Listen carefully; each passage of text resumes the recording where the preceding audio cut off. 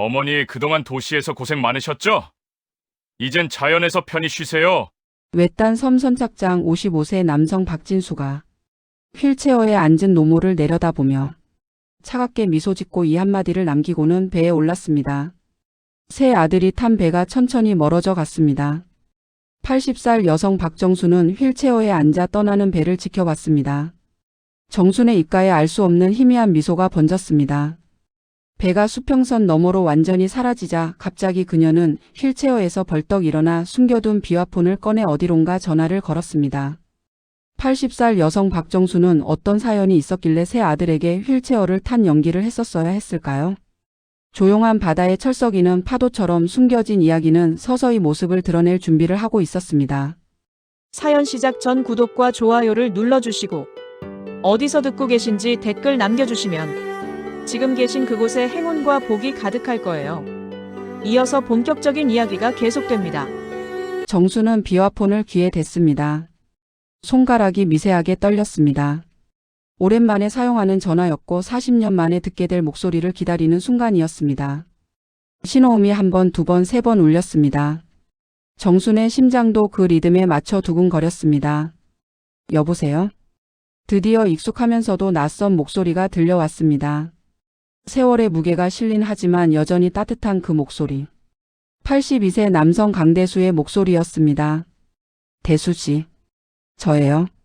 정순이에요. 정순의 목소리는 떨렸습니다. 수십 년간 가슴에 묻어뒀던 감정들이 한꺼번에 밀려올라 목소리를 잠겼습니다. 눈가가 뜨거워졌습니다. 전화기 너머로 깊은 한숨 소리가 들려왔습니다. 대수도 감정을 추스르고 있는 듯 했습니다. 오랜 침묵 끝에 그가 말했습니다. 정순 씨, 정말 그곳에 계신 겁니까? 그 섬에. 네, 대수 씨. 40년 만에 이 섬에 다시 왔습니다.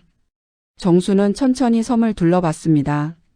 낡은 선착장, 부서진 나무 판자들, 녹슨 난간. 40년이라는 시간이 이곳에도 흔적을 남겼습니다. 하지만 바다의 색깔과 파도 소리는 여전했습니다. 40년 전 젊은 대수와 함께 걸었던 그 바닷가였습니다. 제 새 의붓아들들이 저를 이곳에 두고 갔어요. 제가 예상했던 대로였습니다. 정순의 목소리에는 슬픔보다는 담담함이 실려 있었습니다. 이미 1년 전부터 예상했던 일이었으니까요. 아니 어쩌면 더 오래 전부터 알고 있었는지도 모릅니다. 새 의붓아들들이 자신을 어떻게 생각하는지, 무엇을 노리는지. 정수는 휠체어를 밀어 오두막 쪽으로 천천히 이동했습니다. 바퀴가 돌 위를 지나갈 때마다 덜컹거리는 소리가 났습니다. 사실 지금 당장이라도 일어서서 걸을 수 있었습니다. 2년 전부터 다시 걸을 수 있게 되었으니까요. 하지만 아직은 그럴 수 없었습니다. 혹시 모를 감시의 눈이 있을지도 모르니까요. 새 의붓아들들이 정말로 떠났는지 누군가를 섬에 남겨두지는 않았는지 확인해야 했습니다. 정순 씨 혹시 다치신 곳은 없으십니까? 그 사람들이. 대수의 목소리에 걱정이 묻어났습니다. 정수는 고개를 저었다가 전화기 너머로는 보이지 않는다는 것을 깨닫고 말했습니다. 괜찮아요. 일주일치 식량과 물을 두고 갔어요. 겉으로는 효도하는 척하면서요. 정순의 입가에 쓴 웃음이 번졌습니다. 새 아들은 정말로 치밀했습니다. 어머니를 요양 보내는 착한 아들들처럼 보이기 위해 식량까지 챙겨뒀으니까요. 하지만 정수는 알고 있었습니다. 그들의 진짜 의도를. 일주일 후 다시 와서 재산 포기각서에 서명을 강요할 것이라는 것을. 만약 거부하면 정수는 생각하기도 싫었습니다. 오두막 문 앞에 도착했습니다. 낡은 나무 문이 바람에 삐걱거렸습니다. 정수는 문손잡이를 잡고 천천히 문을 밀었습니다. 문이 열리며 먼지 냄새가 코를 찔렀습니다. 오래된 나무 냄새, 곰팡이 냄새, 그리고 세월의 냄새. 오두막 내부는 어두웠습니다. 작은 창문 하나로 들어오는 빛이 전부였습니다. 정수는 휠체어를 밀고 안으로 들어갔습니다. 낡은 침대, 부서진 의자, 먼지 쌓인 테이블. 부엌에는 녹슨 싱크대와 오래된 가스레인지가 있었습니다. 이제 모든 걸 바로잡을 시간입니다, 대수씨. 준비되셨죠? 정순의 목소리는 이제 떨리지 않았습니다. 단호하고 결연했습니다. 40년간 가슴에 품었던 죄책감, 후회, 그리고 복수심. 이 모든 것을 풀어낼 시간이 온 것입니다. 네. 민석이도 모든 준비를 마쳤습니다. 정순 씨 조심하세요.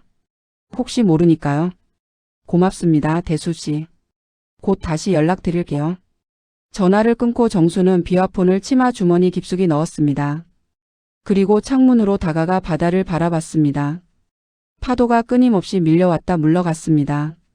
저 멀리 수평선 너머로는 새 의부자들이 탄 배가 이미 사라지고 없었습니다. 정수는 깊은 숨을 들이마셨습니다. 바다 냄새가 폐 깊숙이 들어왔습니다. 짠 냄새, 비린 냄새, 자유의 냄새. 그녀의 눈에는 결연함이 가득했습니다. 철호. 당신의 죄를 이제라도 밝히겠습니다. 그리고 대수 씨께 진심으로 사죄하겠습니다. 40년이나 늦었지만 정순의 목소리는 바람에 실려 사라졌습니다. 오두막 밖에서는 갈매기들이 울었고 파도는 계속해서 해안을 두드렸습니다. 정수는 창가에 서서 한참을 바다를 바라봤습니다. 과거가 현재와 만나는 이 순간 그녀는 마침내 진실을 밝힐 준비가 되어 있었습니다. 그 시각 섬에서 멀어지는 배 위. 세 형제는 좁은 선실 안에 모여 앉아 있었습니다. 배가 파도에 흔들릴 때마다 몸이 앞뒤로 기울었습니다. 하지만 그들의 표정은 파도보다 더 요동쳤습니다. 탐욕, 불안, 냉소가 각자의 얼굴에 교차했습니다. 장남 박진수가 비싼 정장 주머니에서 서류 봉투를 꺼냈습니다. 55세 남성 박진수는 그 봉투를 테이블 위에 탁 놓으며 형제들을 둘러봤습니다. 금태 안경 너머로 빛나는 그의 눈은 계산적이고 차가웠습니다. 이제 일주일만 기다리면 돼. 진수는 서류 봉투를 두드리며 말을 이었습니다. 그 할멈이 버티지 못하고 재산 포기 각서에 서명할 거야. 외딴 섬에서 일주일 하반신 마비 상태로. 견딜 수 있겠어? 그의 목소리에는 확신이 가득했습니다. 모든 것을 계산하고 예측한 사람의 목소리였습니다. 진수는 대기업 임원으로 30년을 일하면서 수많은 협상과 거래를 성사시켜 왔습니다. 그에게 이번 일은 하나의 비즈니스 거래에 불과했습니다. 감정은 배제하고 오직 이익만을 계산하는 차남 박진호가 불안한 표정으로 입을 열었습니다. 형, 이래도 되는 걸까? 아무리 계모라지만 우리를 키워주신 분인데. 52세 남성 박진호의 목소리는 떨렸습니다. 그는 형제들 중 가장 양심이 남아있는 사람이었습니다. 물론 그 양심도 빚 3천만 원 앞에서는 흔들리고 있었지만요. 진호의 얼굴에는 죄책감과 절박함이 뒤섞여 있었습니다. 구겨진 셔츠, 흐트러진 머리, 깊은 다크서클. 그는 지난 2년간 사업 실패의 무게를 온몸으로 견뎌왔습니다. 야, 너 지금 무슨 소리야? 삼남 박진우가 날카롭게 끼어들었습니다. 48세 남성 박진우는 가죽 재킷 지퍼를 올리며 형을 노려봤습니다. 그의 눈빛은 공격적이었고 말투는 거칠었습니다. 둘째 형은 빚이 얼마인데 그런 소리 해? 3천만 원. 이번 달 안에 갚지 못하면 형 파산이야. 집도 날아가고. 나도 마찬가지야. 도박 빚 5천만 원. 우리한테는 이번이 마지막 기회라고. 진우의 목소리는 점점 높아졌습니다. 배 안의 좁은 공간에서 그의 목소리가 울렸습니다. 그는 지난 10년간 도박에 빠져 가족의 재산을 탕진했습니다.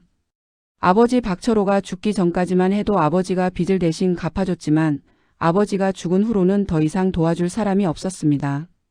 진수가 진호의 어깨를 탁 쳤습니다. 위로하는 척하는 손길이었지만 실제로는 경고였습니다. 진호야, 우린 아버지의 친자식들이야.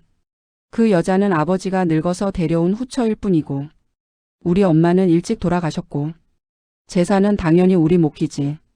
법적으로도 그래. 진수는 차분하게 말했지만 그 속에는 냉정한 계산이 깔려 있었습니다. 그는 법을 잘 알았습니다. 유산 상속 구조도 재산 분할도. 하지만 아버지가 모든 재산을 정순에게 남긴 것이 문제였습니다. 그래서 정순이 스스로 재산을 포기하게 만들어야 했습니다. 진호는 입술을 깨물었습니다. 마음 한편이 불편했지만 3천만 원의 빚이 그를 짓눌렀습니다. 은행에서 독촉 전화가 매일 왔습니다. 아내는 이혼을 고려하고 있었고 아이들은 아버지를 피했습니다. 당장의 생존이 급했습니다. 계모에 대한 죄책감보다. 알았어. 일주일 후에 다시 가자. 그때는 어머니도 포기하실 거야. 진호의 목소리는 작고 떨렸습니다. 그는 창밖을 바라봤습니다. 멀어지는 섬이 점점 작아졌습니다. 어머니를 그곳에 혼자 남겨두고 오는 것이 옳은 일일까? 하지만 그는 고개를 돌렸습니다. 현실을 마주하기 싫었습니다. 진수가 서류 봉투를 다시 주머니에 넣으며 말했습니다. 일주일 후 우리는 효도하는 아들들로 다시 그 섬에 간다. 어머니를 모시러. 그리고 그때 어머니는 모든 재산을 우리에게 넘기는 각서에 서명하실 거야. 자발적으로. 알겠지?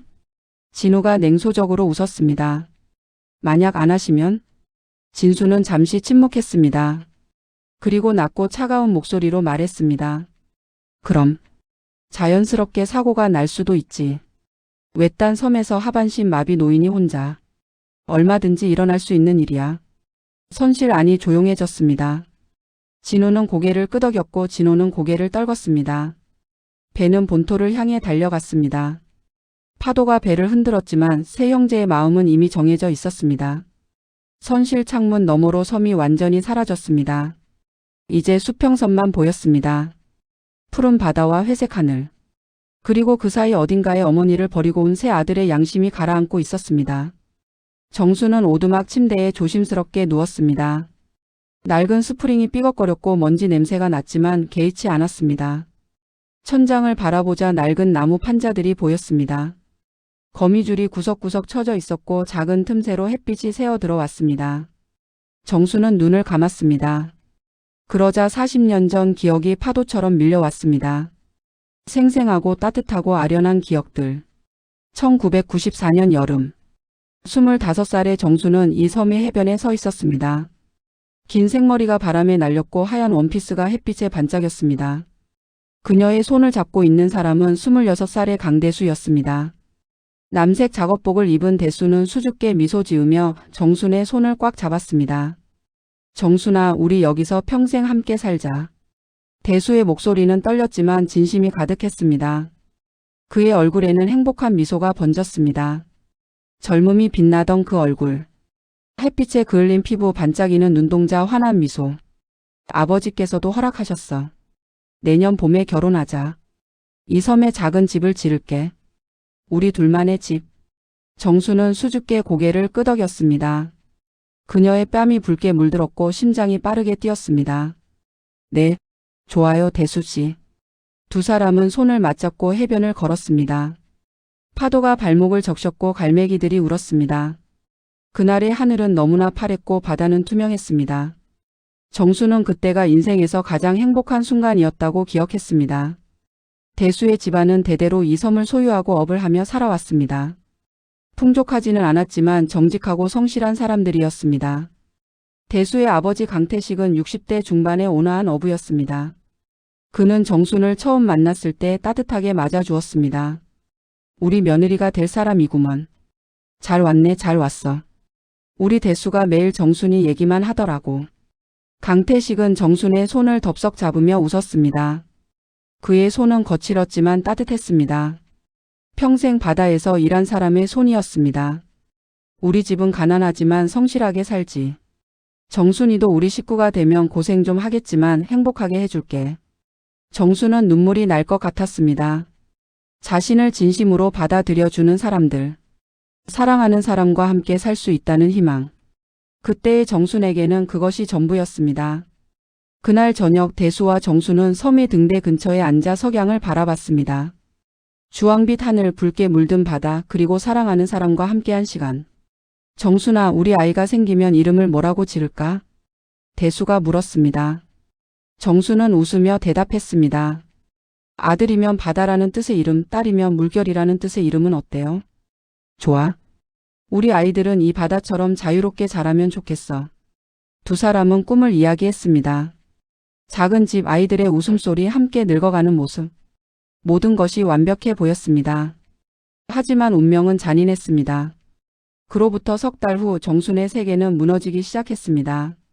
아버지가 사업에 실패하면서 거액의 빚을 지게 된 것입니다. 2억 원. 1994년 당시로서는 천문학적인 금액이었습니다. 빚쟁이들이 매일 집으로 찾아왔습니다. 문을 두드리는 소리, 협박하는 목소리, 울부짖는 어머니. 정순의 집은 지옥이 되었습니다. 사장님, 이번 주까지 1,000만 원이라도 갚으셔야 합니다. 안 그러면 집을 압류하겠습니다. 제발요, 조금만 기다려주세요. 제가 돈을 구해볼게요. 정순의 아버지는 무릎을 꿇고 빚쟁이들에게 빌었습니다. 50대 중반의 자존심 강한 사업가였던 아버지가 무릎을 꿇는 모습을 보며 정순은 가슴이 찢어지는 것 같았습니다. 어머니는 매일 울었습니다. 밥을 먹다가도 빨래를 하다가도 잠을 자다가도 울었습니다. 우리가 뭘 잘못했길래 하늘이 우리를 이렇게 벌하는 거니. 정순도 돈을 구하려고 노력했습니다. 친척들에게 연락했지만 모두 피했습니다. 은행에 대출을 신청했지만 담보가 없어 거절당했습니다. 절망만이 커져갔습니다. 그때 나타난 사람이 박철호였습니다. 박철호는 45세의 사업가였습니다. 건설업으로 돈을 번 그는 이 지역에서 제법 알려진 인물이었습니다.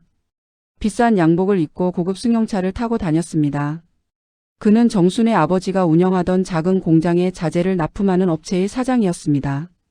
사장님, 제가 도와드리겠습니다. 철호는 정순의 집 거실에 앉아 차분하게 말했습니다. 그의 목소리는 부드러웠지만 눈빛은 차갑고 계산적이었습니다. 그는 이미 모든 것을 계획하고 온 사람처럼 보였습니다. 박 사장님, 정말이십니까? 하지만 2억 원이라는 돈이. 정순의 아버지는 믿기지 않는다는 표정으로 철호를 바라봤습니다. 그의 얼굴에는 희망과 의심이 교차했습니다. 철호는 미소를 지으며 서류 가방에서 수표책을 꺼냈습니다.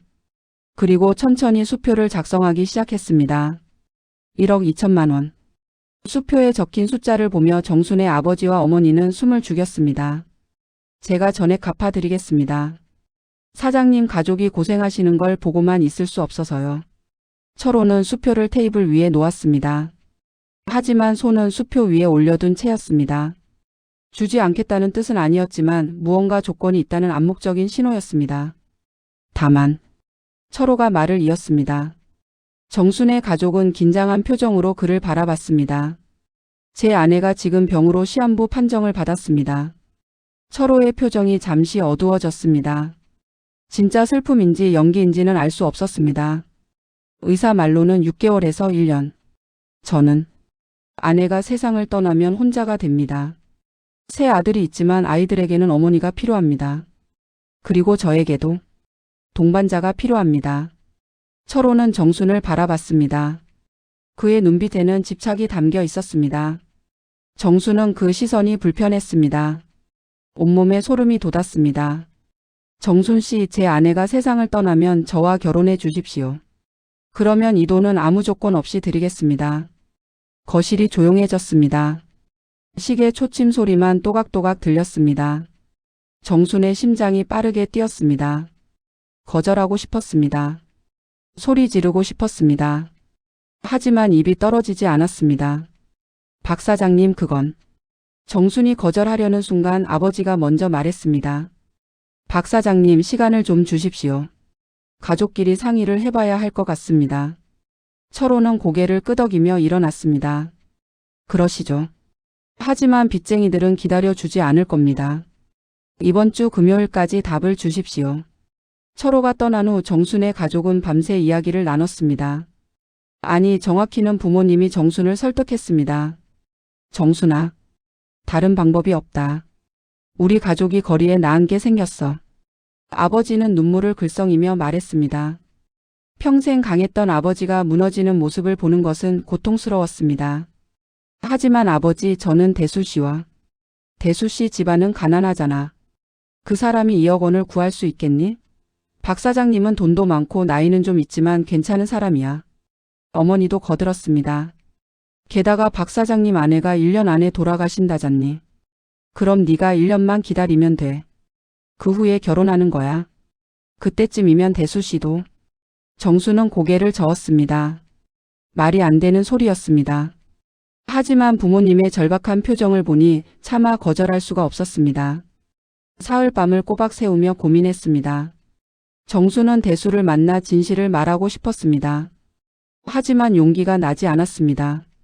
대수에게 2억 원을 구해달라고 할 수도 없었습니다. 그의 집안 형편을 잘 알고 있었으니까요. 금요일이 되었습니다. 철호가 다시 찾아왔습니다. 정순의 아버지가 무릎을 꿇었습니다. 박 사장님, 제발 우리 가족을 살려주십시오. 정순이가 결혼하겠답니다. 정수는 고개를 숙인 채 눈물을 흘렸습니다. 철호는 만족스러운 미소를 지으며 수표를 건넸습니다. 잘 결정하셨습니다. 제 아내가 세상을 떠나는 대로 바로 결혼합시다. 그날 밤 정수는 대수에게 편지를 썼습니다. 손이 떨려 글씨가 제대로 써지지 않았습니다. 눈물이 편지지에 떨어져 번졌습니다. 대수씨 미안해요. 정말 미안해요. 저는 다른 사람과 결혼해야 해요. 가족 때문에 어쩔 수 없어요. 저를 잊어주세요. 행복하게 사세요. 편지를 쓰면서 정수는 심장이 찢어지는 것 같았습니다. 사랑하는 사람을 배신하는 것, 평생의 행복을 포기하는 것. 하지만 가족을 살리기 위해서는 자신을 희생해야 했습니다. 다음 날 정수는 편지를 대수의 집 우편함에 넣고 돌아왔습니다. 대수를 직접 만날 용기가 나지 않았습니다. 그의 얼굴을 보면 무너질 것 같았습니다. 이틀 후 철호의 아내가 세상을 떠났습니다. 예상보다 빨랐습니다. 정수는 장례식장에 갔습니다. 처음 보는 철호의 아내는 마른 얼굴로 관 속에 누워 있었습니다. 그리고 그 옆에는 세 아들이 서 있었습니다. 15살 진수, 12살 진호, 8살 진호. 어머니를 잃은 아이들의 얼굴에는 슬픔과 분노가 가득했습니다. 특히 장남 진수는 정순을 보자마자 적대적인 눈빛을 보냈습니다. 저 여자 때문에 우리 엄마가 편히 못 가시는 거야. 진수의 눈빛이 그렇게 말하고 있었습니다. 정수는 견딜 수 없었습니다. 장례식장을 빠져나왔습니다. 석 달 후 정수는 박철호와 결혼했습니다. 25살 정순과 45세 철호. 20살 차이. 결혼식장에는 정순의 가족과 철호의 지인들만 참석했습니다. 대수는 오지 않았습니다. 아니, 정순이 초대하지 않았습니다. 결혼식 내내 정수는 울었습니다. 사람들은 감격해서 우는 줄 알았지만 실제로는 절망의 눈물이었습니다. 흰 웨딩드레스를 입었지만 정순에게는 마치 수의처럼 느껴졌습니다. 신혼여행도 없었습니다. 철호는 바로 일에 복귀했고 정수는 철호의 집으로 들어갔습니다. 그곳에는 세 아들이 기다리고 있었습니다. 적대감 가득한 눈빛으로. 결혼 첫날 밤 정수는 새로운 집의 거실에 서 있었습니다. 철호의 집은 컸습니다.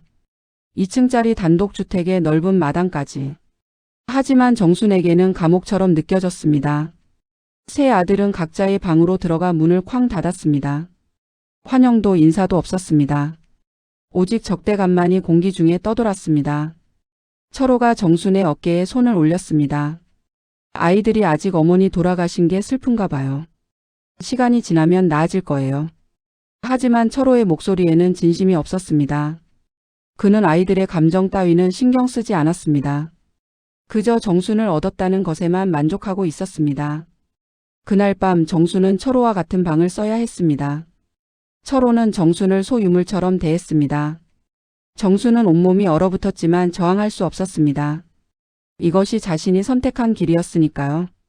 다음 날 아침 정순은 일찍 일어나 아침을 준비했습니다. 세 아들을 위해 정성껏 식사를 차렸습니다. 밥, 국, 반찬들. 하지만 아이들은 식탁에 앉자마자 얼굴을 찌푸렸습니다. 이게 뭐예요? 우리 엄마가 해주신 음식이 아닌데. 장남 진수가 차갑게 말했습니다. 15살 소년의 목소리였지만 그 속에는 어른 못지않은 적대감이 담겨 있었습니다. 저기. 진수야, 내가 네 입맛을 아직 잘 몰라서 그래. 다음부터는 더 잘. 저한테 반말하지 마세요. 당신은 우리 엄마가 아니에요. 진수의 눈빛은 날카로웠습니다. 정수는 할 말을 잃었습니다. 차남 진호는 고개를 숙인 채 밥을 먹었고 막내 진우는 정순을 노려보기만 했습니다. 얘들아, 예의를 지켜라. 철호가 소리쳤습니다. 하지만 아이들은 꿈쩍도 하지 않았습니다. 철호는 한숨을 쉬며 출근 준비를 했습니다. 시간이 지나면 나아질 거예요. 철호는 같은 말만 반복했습니다. 하지만 시간이 지나도 상황은 나아지지 않았습니다. 오히려 더 악화되었습니다. 아이들은 정순을 철저히 무시했습니다. 인사도 하지 않았고 대화도 하지 않았습니다. 정순이 부르면 못 들은 척했고 정순이 만든 음식은 먹지 않았습니다. 아버지, 우리 엄마 음식이 먹고 싶어요. 진우가 철호에게 투정을 부렸습니다. 철호는 정순을 힐끗 쳐다보고는 외식을 시켜줬습니다. 정수는 혼자 집에 남아 차가운 밥을 먹었습니다. 한 달이 지났습니다. 정수는 대수의 소식이 궁금했습니다. 편지를 받았을까? 어떻게 지내고 있을까? 하지만 연락할 수 없었습니다. 철호가 정순의 모든 행동을 감시했으니까요. 오늘 어디 갔다 왔어요? 철호는 매일 물었습니다. 정순이 마트에 가거나 친구를 만나도 캐묻었습니다. 정수는 숨이 막혔습니다. 석 달이 지났을 무렵 정수는 우연히 대수의 소식을 들었습니다. 동네 슈퍼에서 장을 보다가 아는 아주머니를 만났습니다. 정순이 아니니? 결혼했다며? 근데 강대수 그 친구 말이야. 대수 씨가. 어떻게요? 정순의 목소리가 떨렸습니다. 아주머니는 안타까운 표정으로 말했습니다. 섬에서 큰일이 났대. 대순의 집안이 섬을 빼앗겼다더라. 무슨 사기를 당했다는데? 정수는 온몸이 얼어붙었습니다. 섬을 빼앗겼다니. 대순의 집안의 전부였던 그 섬을. 누가 그런 짓을 했어요? 글쎄 자세한 건 모르겠는데 어떤 사업가라던데. 이름이 뭐였더라? 박모시기. 정수는 더 이상 듣지 못했습니다. 귀가 멍멍했습니다. 설마 철호가? 집으로 돌아온 정수는 곧바로 철호의 서재로 갔습니다. 철호는 아직 퇴근하지 않았습니다. 정수는 떨리는 손으로 서랍을 열었습니다. 서류들이 가득했습니다. 계약서, 영수증, 각종 문서들. 정수는 하나하나 뒤적였습니다. 그리고 찾았습니다.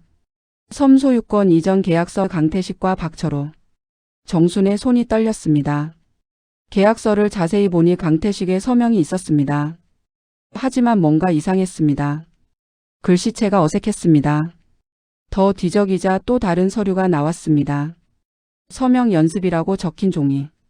거기에는 강태식의 이름이 여러 번 연습되어 있었습니다. 위조였습니다. 정수는 더 깊이 파고들었습니다. 뇌물거래 영수증, 공무원에게 준 돈 내역, 협박편지 초안. 모든 것이 증거였습니다. 그리고 신문 스크랩을 발견했습니다. 어부 강태식 씨 섬 소유권 분쟁 중 심장마비로 급사. 기사 날짜는 2개월 전이었습니다. 정순이 철호와 결혼하기 한 달 전이었습니다. 정수는 주저앉았습니다. 무릎에 힘이 풀렸습니다. 철호가 대수의 아버지를 죽였습니다. 직접적으로는 아니지만 그의 범죄가 강태식을 죽음으로 몰고 간 것입니다. 뭐 하는 거야? 등 뒤에서 차가운 목소리가 들렸습니다. 철호가 어느새 들어와 있었습니다. 정수는 놀라 돌아봤습니다. 철호는 정순의 손에 든 서류를 보고 얼굴이 굳었습니다. 그리고 큰 걸음으로 다가와 정순의 뺨을 후려쳤습니다. 감히 남편의 서류를 뒤지고 있어? 찰싹. 정수는 바닥에 쓰러졌습니다. 뺨이 화끈거렸습니다. 철호는 서류를 낚아채며 차갑게 말했습니다. 본 것 다 잊어. 아무한테도 말하지 마. 특히 그 강대수한테. 만약 한마디라도 하면. 철호는 정순의 턱을 거칠게 잡아 올렸습니다. 네 가족이 어떻게 될지 알지? 2억 원 내가 언제든 다시 돌려받을 수 있어. 이자 포함해서. 정수는 온몸이 떨렸습니다. 공포가 엄습했습니다. 철호의 위협은 빈말이 아니었습니다. 네. 정수는 고개를 숙였습니다. 그날 이후 정수는 무거운 죄책감을 안고 살았습니다. 대수에게 진실을 말해야 한다는 생각과 가족을 지켜야 한다는 두려움 사이에서 괴로워했습니다. 결국 정수는 침묵을 선택했습니다. 비겁한 선택이었습니다. 그 침묵이 이후 40년간 그녀를 괴롭혔습니다. 그 후 정수는 대수의 소식을 전혀 들을 수 없었습니다.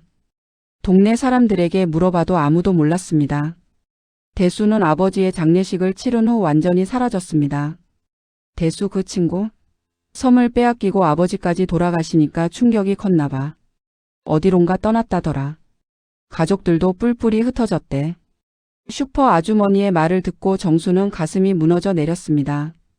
대수가 어디로 갔는지, 잘 지내고 있는지, 아니면 극단적인 선택을 한 건 아닌지.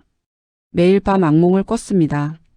꿈속에서 대수는 바다에 몸을 던졌습니다. 정수나 왜 날 버렸어? 대수의 목소리가 들렸습니다.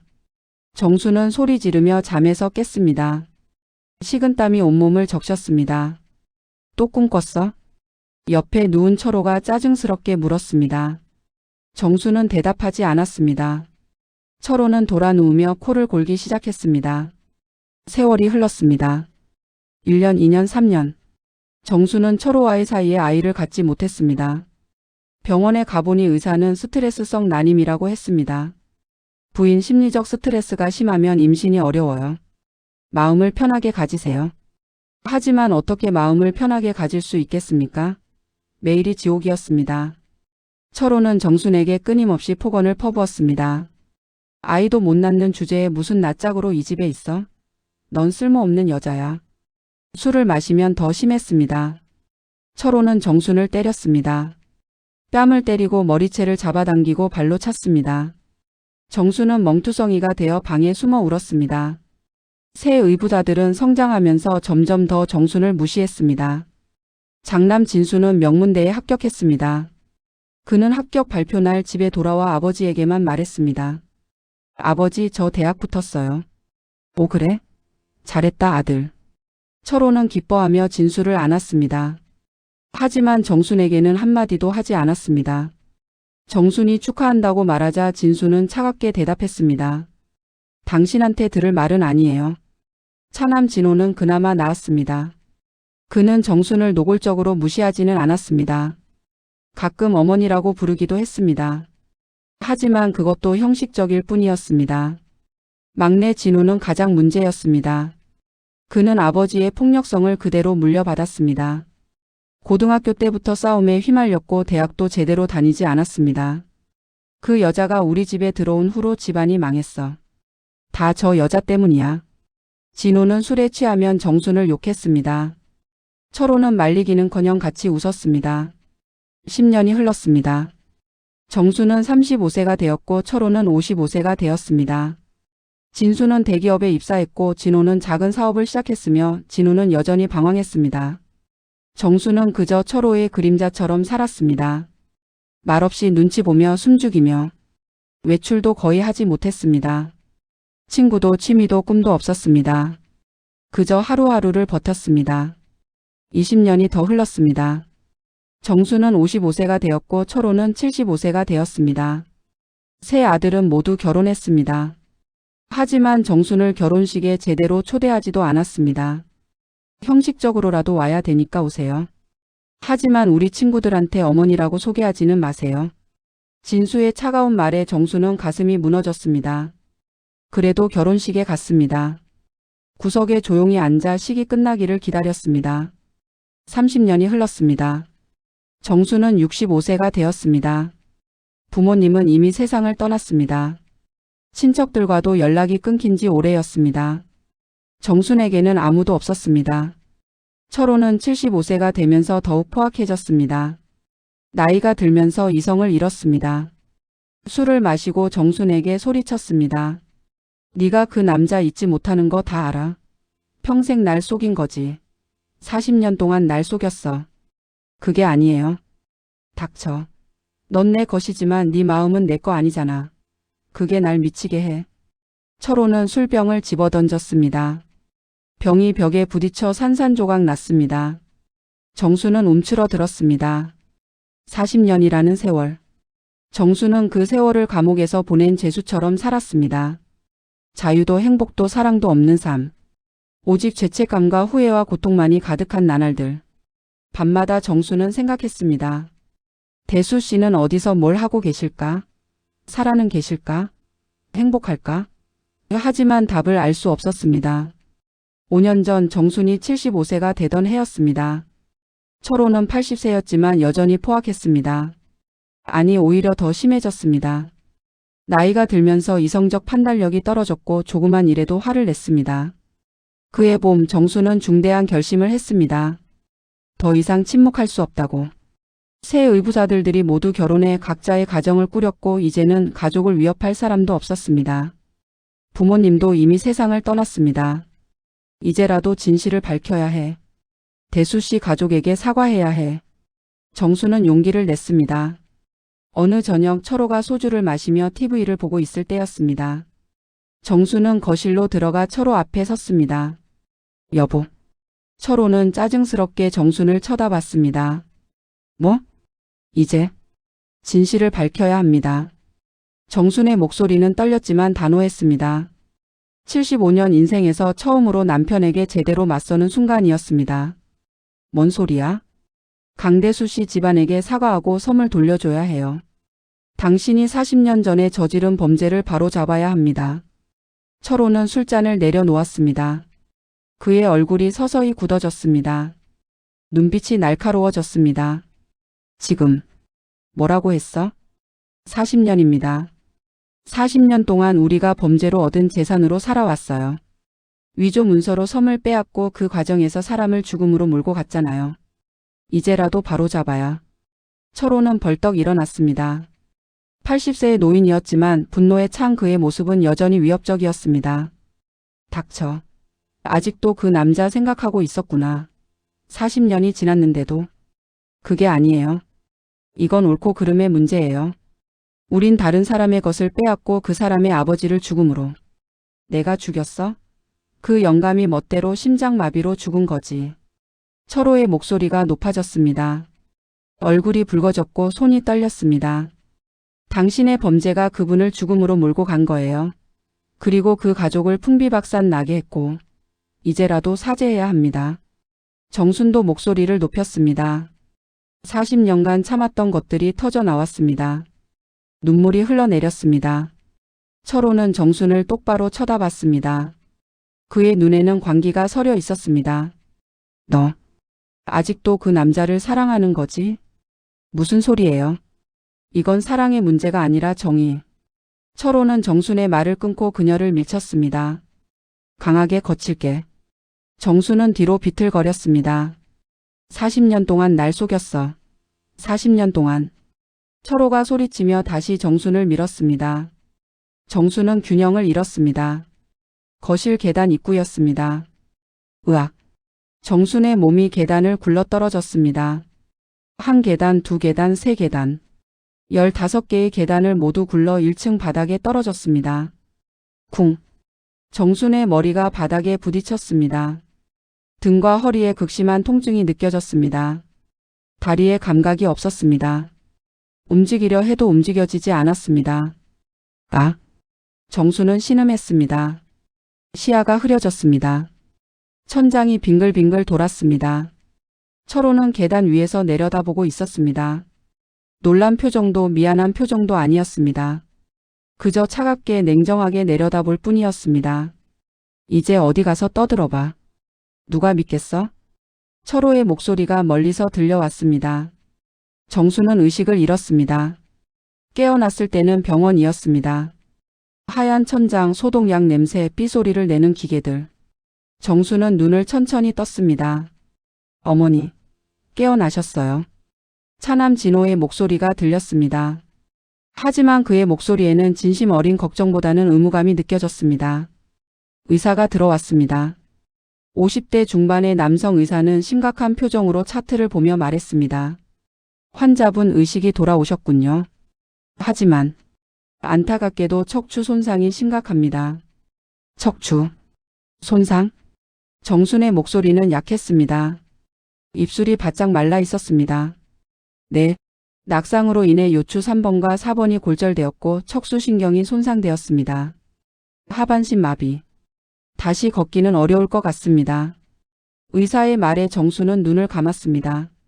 다리를 움직이려 했지만 전혀 감각이 없었습니다. 마치 다리가 없는 것처럼. 세 의부자들이 병실에 모여 있었습니다. 진수, 진호. 그들은 각기 다른 표정을 지었습니다. 진수는 무표정했고 진호는 불편해했으며 진우는 짜증스러워했습니다. 철호가 병실로 들어왔습니다. 그는 아들들에게 말했습니다. 어머니가 집에서 계단을 내려오다 실족하셨다. 불행한 사고야. 철호의 목소리는 담담했습니다. 마치 연습한 것처럼 자연스러웠습니다. 아들들은 고개를 끄덕였습니다. 의심하는 기색은 없었습니다. 아니, 의심하고 싶지 않았을 수도 있습니다. 진실을 알면 더 복잡해질 테니까요. 정수는 아무 말도 하지 못했습니다. 철호를 고발할 수도 없었습니다. 증거도 없었고 누가 믿어주겠습니까? 그날 이후 정수는 휠체어 신세가 되었습니다. 75세의 하반신 마비. 인생의 마지막 단계에서 또다시 자유를 빼앗긴 것입니다. 3년 전 철호가 83세의 나이로 사망했습니다. 심장마비였습니다. 아이러니하게도 강태식 즉 대수의 아버지와 같은 사인이었습니다. 그날 아침 정수는 침실에서 이상한 소리를 들었습니다. 휠체어를 타고 침실로 가보니 철호가 침대에서 가슴을 움켜쥐고 있었습니다. 가슴이. 철호의 얼굴은 창백했고 식은땀이 흘러내렸습니다. 정수는 즉시 구급차를 불렀습니다. 하지만 마음 한편으로는 복잡한 감정이 들었습니다. 이 사람이 죽으면 나는 자유로워질까? 구급차가 도착했고 철호는 병원으로 옮겨졌습니다. 정순도 함께 갔습니다. 응급실 밖에서 기다리는 동안 새 의부사들이 하나둘 도착했습니다. 아버지 상태가 어때요? 진수가 의사에게 물었습니다. 의사는 고개를 저었습니다. 급성 심근경색입니다. 최선을 다하고 있습니다만 2시간 후 철호는 숨을 거뒀습니다. 83년의 생이 끝난 것입니다. 정수는 응급실 밖 의자에 앉아 그 소식을 들었습니다. 눈물이 나올 것 같았지만 나오지 않았습니다. 슬픔도 안도감도 모든 감정이 뒤섞여 아무것도 느껴지지 않았습니다. 장례식장은 조문객들로 붐볐습니다. 철호는 겉으로는 성공한 사업가였으니까요. 많은 사람들이 찾아와 조의를 표했습니다. 고인께서 많은 업적을 남기셨습니다. 훌륭한 분이셨어요. 사람들의 말을 들으며 정수는 씁쓸하게 웃었습니다. 훌륭한 사람? 그들은 진실을 모릅니다. 철호가 어떤 범죄를 저질렀는지, 얼마나 많은 사람들을 고통에 빠뜨렸는지. 새 아들은 상주로서 조문객을 맞았습니다. 정수는 구석 휠체어에 앉아 조용히 시간을 보냈습니다. 아들들은 정순을 거의 소개하지 않았습니다. 아내, 아버지의 부인입니다. 진수는 마지못해 소개했을 뿐입니다. 어머니라는 단어를 쓰지 않았습니다. 사흘간의 장례를 치르는 동안 정수는 영정 사진을 자주 바라봤습니다. 양복을 입고 미소 짓는 철호의 모습. 하지만 정순이 아는 철호는 그런 사람이 아니었습니다. 당신은 대수 씨 아버지를 죽였어요. 대수 씨 가족을 무너뜨렸어요. 그리고 나를 40년간 감옥에 가뒀어요. 정수는 마음속으로 중얼거렸습니다. 하지만 소용없었습니다. 철호는 이미 죽었으니까요. 장례를 치르고 49제를 지낸 후였습니다. 새 아들이 정순을 찾아왔습니다. 그들의 표정은 진지했습니다. 어머니 아버지 재산 정리를 해야 하는데요. 진수가 말을 꺼냈습니다. 그의 손에는 서류 뭉치가 들려 있었습니다. 정수는 고개를 끄덕였습니다. 그래라. 너희 아버지 재산이니 너희가 상속받아야지. 정수는 재산에 욕심이 없었습니다. 아니 그 재산이 어떻게 모아진 것인지 알기에 손대고 싶지 않았습니다. 하지만 진수가 꺼낸 서류는 놀라운 내용이었습니다. 철호는 유언장에 모든 재산을 정순에게 남긴다고 명시해뒀습니다. 이건 왜? 정수는 이해할 수 없었습니다. 철호가 자신을 그토록 미워했는데 왜 재산을 남긴 걸까요? 변호사가 설명했습니다. 아마도 세금 문제 때문일 겁니다. 배우자에게 상속하면 세금 공제 혜택이 크거든요. 그리고 법적으로도. 아 그렇구나. 철호는 마지막까지 계산적이었습니다. 사랑이 아니라 세금 때문에 정순에게 재산을 남긴 것입니다. 진수의 얼굴이 굳어졌습니다. 이건 아버지가 실수하신 거예요. 우리가 친자식인데 재산은 당연히 우리 몫이잖아요. 정수는 조용히 말했습니다. 법대로 하자. 나도 언젠가 죽으면 너희가 상속받을 거 아니냐. 하지만 그날 이후 새 아들의 눈빛이 달라졌습니다. 특히 진수와 진호의 눈에는 노골적인 탐욕이 보였습니다. 며칠 후 진수가 다시 찾아왔습니다. 어머니 재산 목록을 정리했는데요. 부동산만 30억 원 정도 됩니다. 30억. 정수는 놀랐습니다. 철호가 그렇게 많은 재산을 모았다니. 그리고 이 중 절반 정도가 그 섬을 담보로 받은 대출로 시작된 거예요. 진수의 말에 정수는 가슴이 철렁했습니다. 그 섬. 대순의 집안에서 빼앗은 그 섬. 결국 모든 재산의 근원이 범죄였던 것입니다. 이제라도 돌려줘야 해. 정수는 결심했습니다. 철호가 죽었으니 이제는 진실을 밝힐 수 있을 것 같았습니다. 하지만 먼저 대수가 살아있는지부터 확인해야 했습니다. 철호가 죽은 지 6개월 후 정순에게 작은 변화가 찾아왔습니다. 보건소에서 파견된 간호사 이해숙이 정기적으로 집을 방문하게 된 것입니다. 43세 여성 이해숙은 따뜻하고 성실한 사람이었습니다. 단정한 단발머리에 흰색 유니폼을 입은 그녀는 처음 정순을 만났을 때부터 진심 어린 관심을 보였습니다. 여사님 안녕하세요. 저는 보건소에서 나온 간호사 이해숙입니다. 해숙은 밝게 웃으며 인사했습니다. 정수는 오랜만에 따뜻한 미소를 보았습니다. 반갑습니다. 그런데 제가 왜? 어르신 혼자 계시고 거동이 불편하시다고 해서요. 주 2회 방문해서 건강 체크하고 재활운동 도와드리려고 합니다. 재활운동. 정수는 고개를 저었습니다. 의사 선생님이 다시 걷기 어렵다고 하셨어요. 재활운동을 해도. 여사님 포기하지 마세요. 해숙은 정순의 손을 잡았습니다. 따뜻한 손이었습니다. 제가 본 환자분들 중에는 의사가 불가능하다던 것도 해내신 분들이 많아요. 물론 쉽지 않겠지만 시도해 보는 게 중요해요. 안 그래요? 해숙의 진심 어린 격려에 정수는 마음이 움직였습니다. 어쩌면 기적이 일어날지도 모릅니다. 그날부터 해숙은 주 2회 정순의 집을 방문했습니다. 매번 1시간씩 재활 운동을 도왔습니다. 다리 근육 마사지, 관절 운동, 전기 자극 치료. 처음에는 전혀 감각이 없었습니다. 다리는 무거운 나무 토막처럼 느껴졌습니다. 하지만 해숙은 포기하지 않았습니다. 여사님 오늘도 열심히 해봐요. 조금씩 나아질 거예요. 한 달이 지났습니다. 여전히 변화는 없었습니다. 정수는 낙담했습니다. 해숙 씨, 소용없는 것 같아요. 아니에요. 몸은 거짓말하지 않아요. 분명 조금씩 변하고 있어요. 조금만 더 힘내세요. 석 달이 지났을 때였습니다. 어느 날 아침 정수는 이상한 느낌을 받았습니다. 오른쪽 발가락. 뭔가 간지러운 느낌이 들었습니다. 이게 감각? 정수는 발가락을 움직이려 했습니다. 미세하게 아주 조금 움직였습니다. 해숙 씨, 해숙 씨. 정수는 다음 방문일을 기다릴 수 없어 해숙에게 전화를 걸었습니다. 여사님 무슨 일이세요? 발가락이 움직여요. 조금이지만. 전화기 너머로 해숙의 기쁨에 찬 목소리가 들려왔습니다. 정말요? 여사님 축하드려요. 이건 시작이에요. 그날부터 재활운동은 더욱 강도 높게 진행되었습니다. 해숙은 물리치료사 친구에게 부탁해 더 전문적인 운동법을 배워왔습니다. 6개월이 지났습니다. 정수는 발목을 움직일 수 있게 되었습니다. 무릎도 조금씩 구부릴 수 있었습니다. 1년이 지났을 때 기적이 일어났습니다. 정수는 보행기를 잡고 몇 걸음을 걸을 수 있게 되었습니다.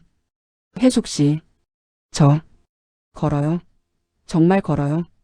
정수는 눈물을 흘렸습니다. 5년 만에 다시 느끼는 발바닥의 감촉. 자신의 다리로 서 있다는 느낌. 그것은 기적이었습니다. 해숙도 함께 울었습니다. 여사님 정말 대단하세요. 포기하지 않으셨잖아요. 하지만 정수는 이 사실을 새 의붓아들들에게 알리지 않았습니다. 해숙이 물었습니다. 여사님 아드님들한테 말씀드려야 하지 않을까요? 이렇게 기쁜 일을. 정수는 고개를 저었습니다. 해숙 씨 제발 아무에게도 말하지 마세요. 특히 제 아들들한테는요. 왜요? 아드님들이 알면 기뻐하실 텐데. 정수는 쓸쓸하게 웃었습니다. 그 아이들은 제가 일어서는 걸 원하지 않을 거예요. 제가 무력해야 그들에게 유리하니까요. 해숙은 안타까운 표정을 지었습니다. 하지만 정순의 부탁을 받아들였습니다. 알겠습니다. 비밀로 할게요.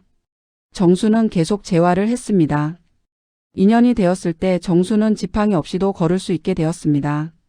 물론 오래 걷거나 빨리 걷지는 못했지만 그래도 두 다리로 서서 걸을 수 있었습니다. 하지만 의붓아들들 앞에서는 여전히 휠체어에 앉아 있었습니다. 연기였습니다. 그들이 방문할 때마다 정수는 무기력한 노인을 연기했습니다.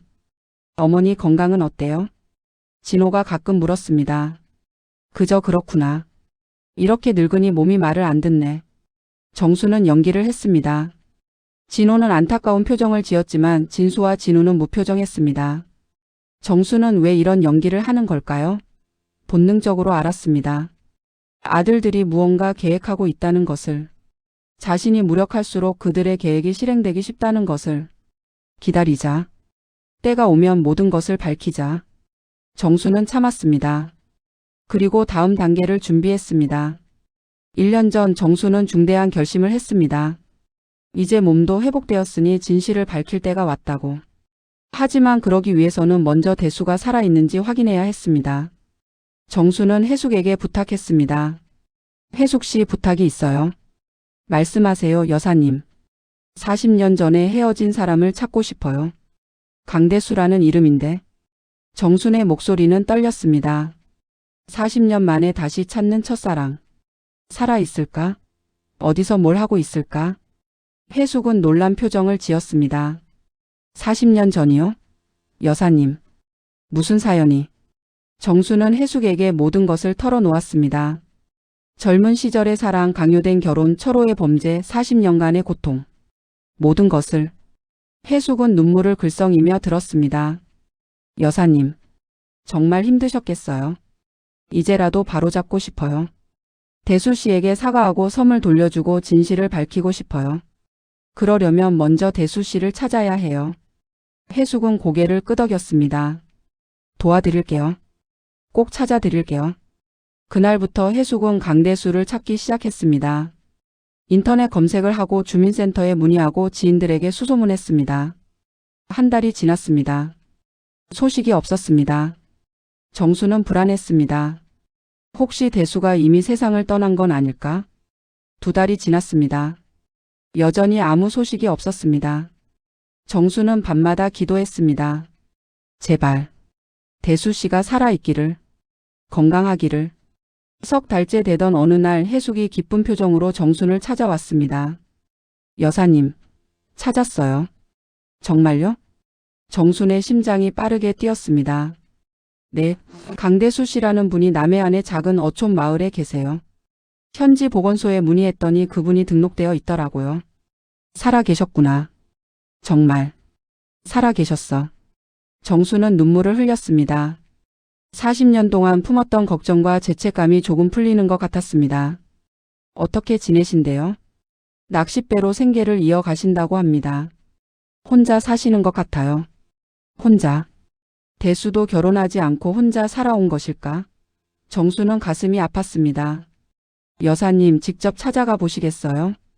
해숙의 질문에 정수는 고개를 끄덕였습니다. 네, 가야 해요. 직접 만나서 사과해야 해요. 일주일 후 정순과 해숙은 그 어촌 마을로 향했습니다. 버스를 2번 갈아타고 다시 택시를 타고 3시간을 달려 도착한 작은 포구였습니다. 새벽 5시였습니다. 정수는 해숙이 미리 대여한 휠체어에 앉았습니다. 아직은 대수에게 자신이 걸을 수 있다는 것을 보여주고 싶지 않았습니다. 포구에는 어부들이 배를 정비하고 있었습니다. 그물을 손질하고 엔진을 점검하고 출항 준비를 하고 있었습니다. 정수는 한 명 한 명을 살펴봤습니다. 그중 한 노인이 작은 낚싯배에서 그물을 손질하고 있었습니다. 백발에 깊게 그을린 얼굴, 구부정한 등 거친 손. 하지만 그 옆모습에서 정수는 알아봤습니다. 대수씨. 정수는 작은 목소리로 불렀습니다. 노인이 고개를 돌렸습니다. 82세 남성 강대수. 그의 얼굴은 주름투성이었지만 눈빛만은 여전했습니다. 대수는 휠체어에 앉은 노파를 봤습니다. 처음에는 누군지 몰랐습니다. 하지만 그 눈빛을, 그 목소리를 듣고 알아챘습니다. 정순씨. 정순씨인가요? 대수는 배에서 천천히 내려왔습니다. 관절이 뻐근한지 조심스럽게 움직였습니다. 정순에게 다가왔습니다. 두 사람은 40년 만에 마주 보았습니다. 주름투성이 얼굴, 백발, 나이든 모습. 하지만 그 눈빛만은 여전했습니다. 어떻게 나를. 대수의 목소리가 떨렸습니다. 찾고 싶었어요. 40년 동안. 죄송하다고 말하고 싶었어요. 정순의 눈에서 눈물이 흘러내렸습니다. 대수의 눈에도 눈물이 고였습니다. 82년을 살아온 노인의 눈에 소년 같은 눈물이 맺혔습니다. 정순 씨, 당신, 어떻게? 두 사람은 말을 잇지 못했습니다. 40년이라는 세월이 너무 무거웠습니다. 하지만 동시에 그 세월이 무색할 만큼 두 사람의 마음은 여전히 그때 그 자리에 있었습니다. 정순과 대수는 포구 근처 작은 찻집으로 자리를 옮겼습니다. 해숙은 조용히 물러나 밖에서 기다렸습니다. 두 노인만의 시간이 필요하다는 것을 알았으니까요. 찻집은 낡았지만 깨끗했습니다. 아침 햇살이 창문으로 들어와 테이블을 비췄습니다. 정수는 휠체어에 앉은 채 대수와 마주 앉았습니다. 차 드시겠어요? 찻집 주인 아주머니가 물었습니다. 대수가 대답했습니다. 보리차 2잔 주세요. 보리차.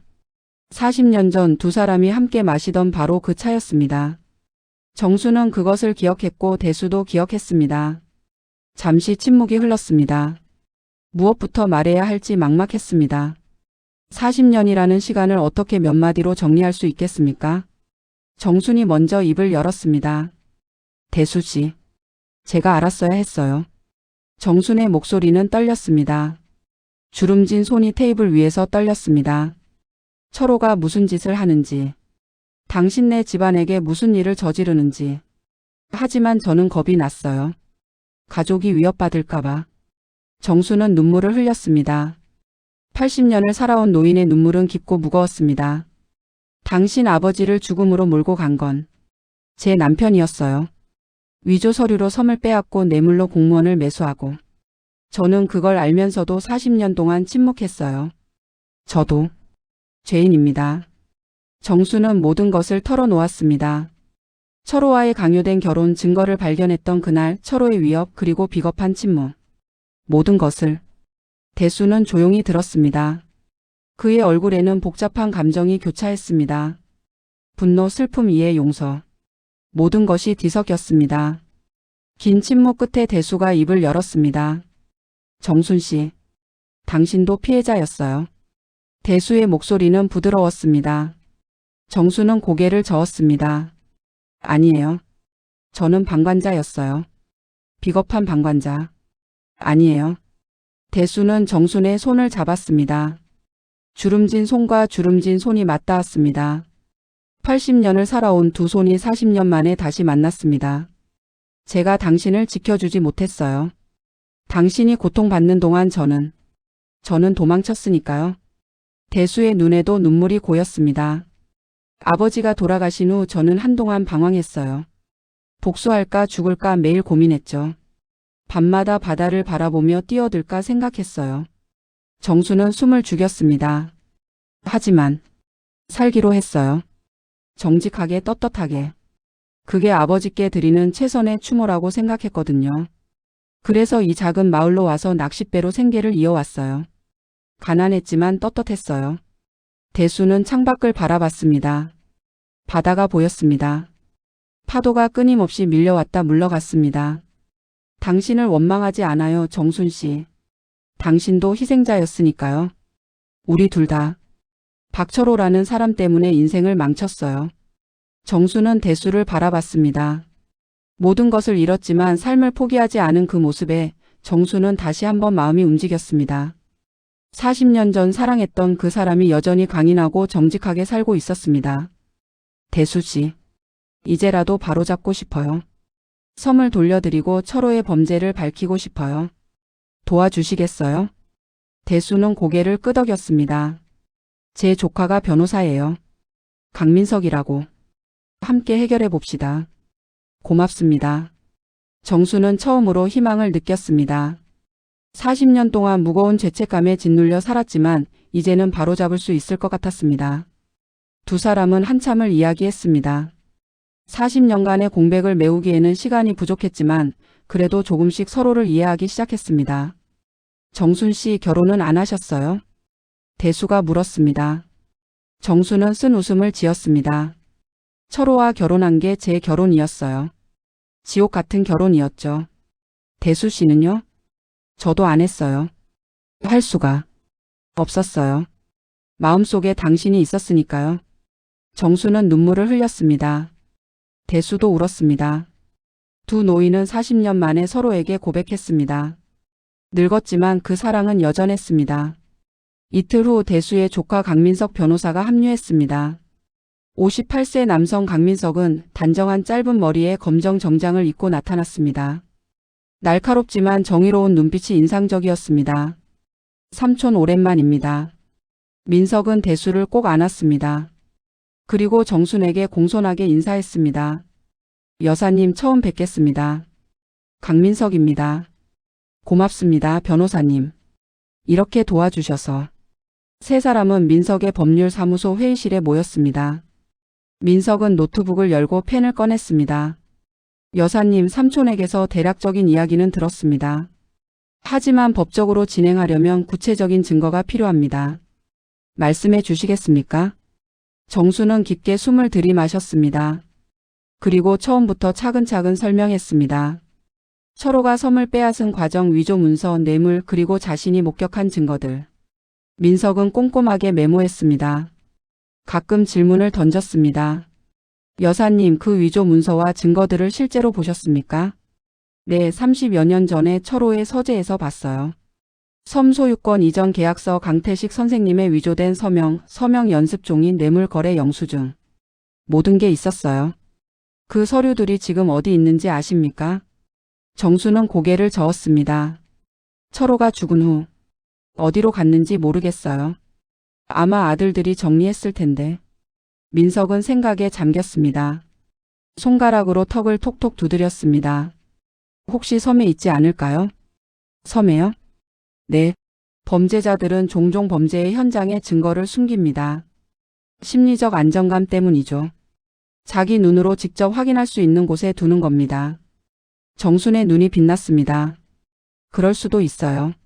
철호는 그 섬을 자주 찾았어요. 혼자서.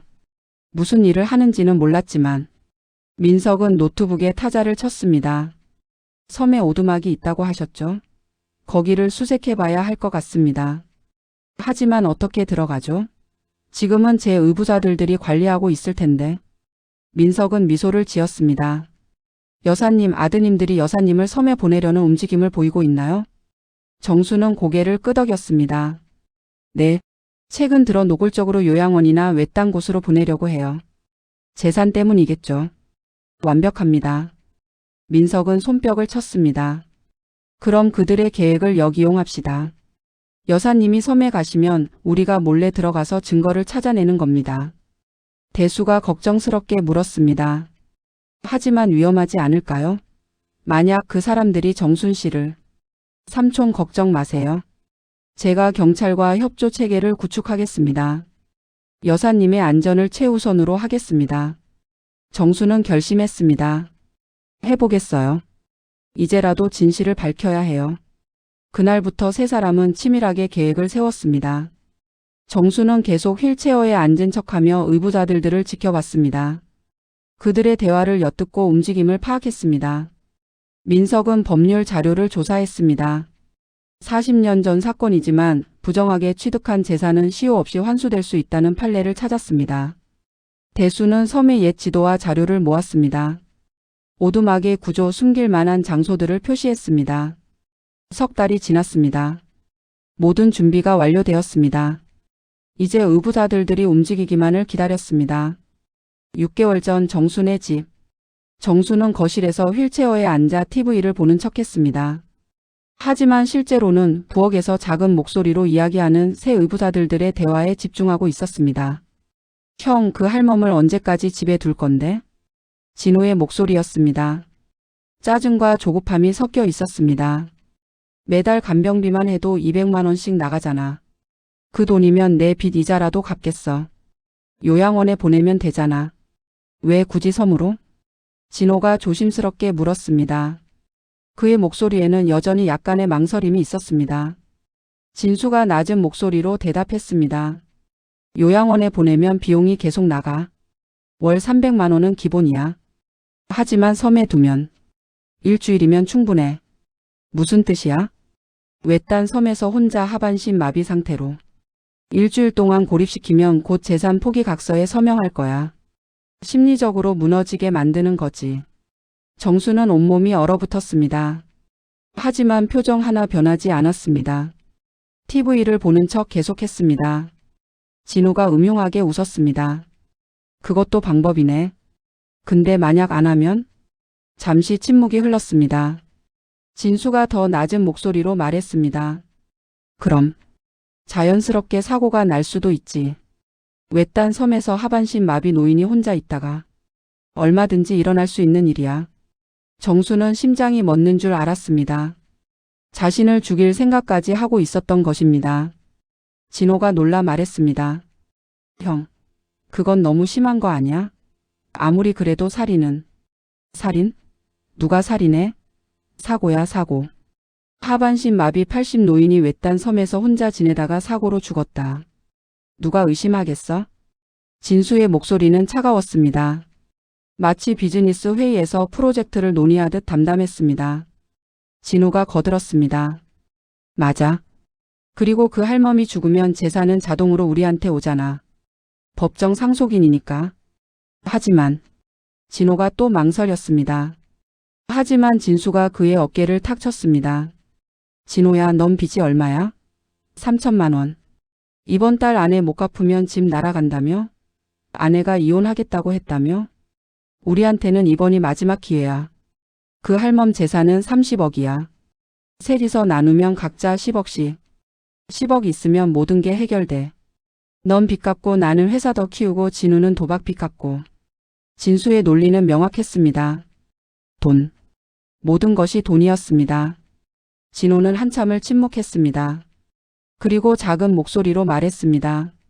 언제 데려갈 건데? 다음 달. 준비를 철저히 해야지. 세 형제는 더 구체적인 계획을 논의했습니다. 정수는 모든 것을 들었습니다. 일주일치 식량, 물 그리고 재산 포기각서. 대화가 끝나고 세 아들이 집을 떠났습니다. 정수는 여전히 TV 앞에 앉아 있었습니다. 하지만 마음속으로는 결심을 굳혔습니다.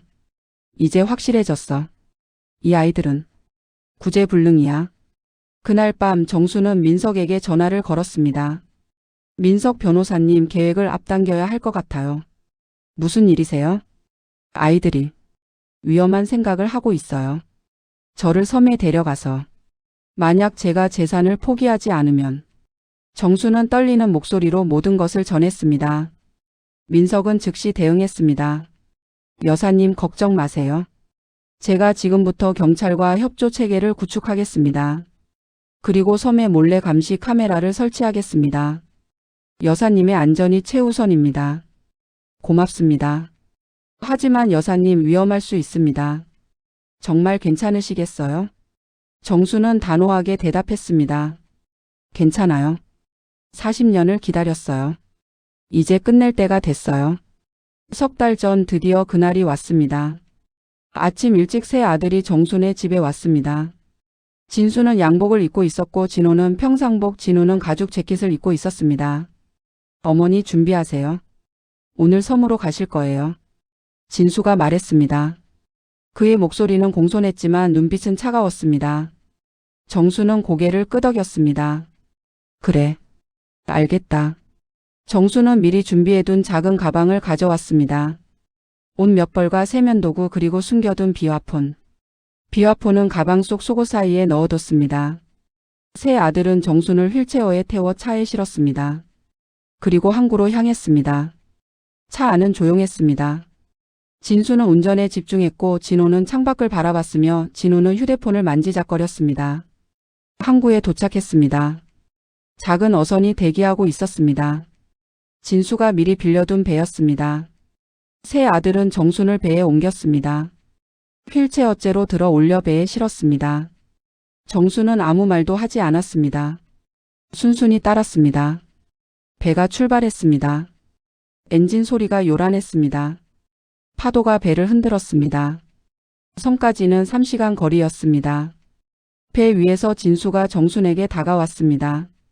어머니, 그동안 도시에서 고생 많으셨죠? 그의 목소리는 공손했지만 어딘가 비꼬는 듯 했습니다. 이젠 자연에서 편히 쉬세요. 공기도 좋고 조용한 곳이에요. 정수는 고개를 끄덕였습니다. 고맙구나. 일주일 후에 다시 모시러 올게요. 그때까지 편히 계세요. 일주일. 정수는 그 의미를 알았습니다. 일주일 동안 고립시켜 심리적으로 무너뜨리겠다는 것. 3시간 후 배가 섬에 도착했습니다. 낡은 선착장이 보였습니다. 오두막도 보였습니다. 40년 전 대수와 함께 걸었던 그 섬이었습니다. 새 아들은 정순을 휠체어째 내렸습니다. 그리고 오두막까지 밀고 갔습니다. 오두막 문을 열고 안을 확인했습니다. 여기요, 어머니. 침대도 있고 부엌도 있어요. 진호가 말했습니다. 그의 목소리에는 약간의 죄책감이 묻어났습니다. 진수는 가방에서 식량과 물을 꺼냈습니다. 라면, 통조림, 생수. 일주일치였습니다. 이거로 일주일은 버티실 수 있을 거예요. 진수가 말했습니다. 그리고 주머니에서 서류 봉투를 꺼냈습니다. 어머니, 이건 만약을 위해 준비한 건데요. 재산 관련 서류예요. 천천히 읽어보시고 일주일 후에 다시 올 때 답을 주세요. 정수는 서류를 받았습니다. 펼쳐보니 재산 포기 각서였습니다. 모든 재산을 새 아들에게 양도한다는 내용. 알겠다. 정수는 서류를 접어 넣었습니다. 새 아들은 오두막을 나섰습니다. 진수가 문 앞에서 돌아봤습니다. 그럼 일주일 후에 뵙겠습니다. 편히 계세요. 그의 말투에는 경고가 섞여 있었습니다. 재산을 포기하시오. 안 그러면. 새 아들은 배에 올랐습니다. 배가 천천히 멀어졌습니다. 정수는 오두막 앞에서 떠나는 배를 지켜봤습니다. 배가 점점 작아졌습니다. 수평선 너머로 사라지려 했습니다. 정수는 배가 완전히 사라질 때까지 기다렸습니다. 마침내 배가 완전히 사라졌습니다. 이제 섬에는 정순 혼자였습니다. 정수는 배가 완전히 사라지는 것을 확인했습니다. 수평선 너머로 점 하나도 보이지 않을 때까지 기다렸습니다. 그리고 천천히 휠체어에서 일어났습니다. 다리에 힘을 주었습니다. 무릎이 펴졌습니다. 허리가 곧게 섰습니다. 정수는 두 발로 섬 위 땅을 밟았습니다. 후, 깊은 숨을 내쉬었습니다. 2년 동안 숨겨왔던 비밀. 이제 그 비밀을 사용할 때가 왔습니다. 정수는 오두막 안으로 걸어 들어갔습니다. 휠체어는 밖에 두고 천천히 하지만 확실하게 걸었습니다. 오두막 안에서 가방을 열었습니다. 그리고 숨겨둔 비화폰을 꺼냈습니다. 대수에게 전화를 걸었습니다. 대수 씨, 섬에 도착했어요. 정순 씨 안전하세요? 네, 괜찮아요. 아이들이 방금 떠났어요. 민석이도 준비를 마쳤습니다. 내일 새벽에 섬으로 들어갈 거예요. 정순 씨 조심하세요. 고맙습니다. 저도 준비할게요. 전화를 끊고 정수는 오두막을 살펴봤습니다. 낡은 침대, 먼지 쌓인 책장, 오래된 부엌.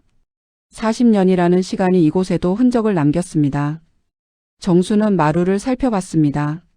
민석이 말했던 대로 혹시 마루 밑에 뭔가 숨겨져 있을지도 모릅니다.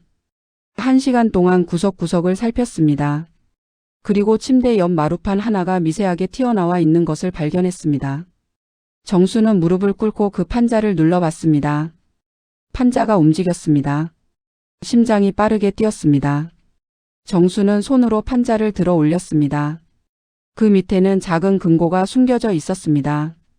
이건 금고에는 녹슨 자물쇠가 걸려 있었습니다. 정수는 부엌으로 가서 공구를 찾았습니다. 낡은 망치와 드라이버가 있었습니다. 정수는 망치로 자물쇠를 내리쳤습니다. 1번, 2번, 3번. 자물쇠가 부서졌습니다. 금고 뚜껑을 열었습니다. 안에는 서류 뭉치가 가득 들어 있었습니다. 노란 종이, 낡은 봉투, 오래된 사진들. 정수는 떨리는 손으로 서류를 꺼냈습니다. 첫 번째 서류는 섬 소유권 이전 계약서였습니다. 강태식과 박철호 사이의 계약서. 하지만 강태식의 서명은 명백히 위조된 것이었습니다. 두 번째 서류는 서명 연습이라고 적힌 종이였습니다. 철호가 강태식의 서명을 연습한 흔적. 여러 번, 수십 번 연습한 것이 보였습니다. 세 번째는 뇌물 거래 영수증이었습니다. 등기소 공무원에게 500만 원, 경찰에게 300만 원. 모두 철호의 필체로 적혀 있었습니다. 네 번째는 협박 편지 초안이었습니다. 강태식에게 보내려 했던 협박 편지. 하지만 결국 보내지 않은 것 같았습니다. 그리고 마지막에는 철호가 직접 쓴 것으로 보이는 메모가 있었습니다. 만약을 위해 보관. 이것들이 있으면 누구도 나를 건드리지 못한다. 철호는 증거를 보험으로 삼았던 것입니다. 자신을 보호하기 위해. 정수는 모든 서류를 사진으로 찍었습니다. 비와폰의 카메라 기능을 사용해서 한 장 한 장 꼼꼼하게 모든 사진을 찍은 후 정수는 민석에게 문자를 보냈습니다. 증거 찾았습니다. 사진 전송합니다. 그리고 사진들을 하나씩 전송했습니다. 전송 속도가 느렸습니다. 비와폰은 오래된 모델이었고 섬의 신호도 약했습니다. 하지만 천천히 확실하게 전송되었습니다. 모든 사진을 전송하는데 1시간이 걸렸습니다.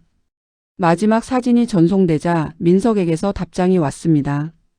완벽합니다. 여사님 정말 대단하세요. 이제 모든 준비가 끝났습니다. 정수는 안도의 한숨을 내쉬었습니다. 그리고 서류들을 다시 금고에 넣었습니다. 원본은 법정에서 필요할 테니까요. 창밖을 바라봤습니다. 해가 지고 있었습니다. 주황빛 석양이 바다를 물들였습니다. 정수는 오랜만에 평화를 느꼈습니다. 대수씨, 곧 만날 수 있겠죠.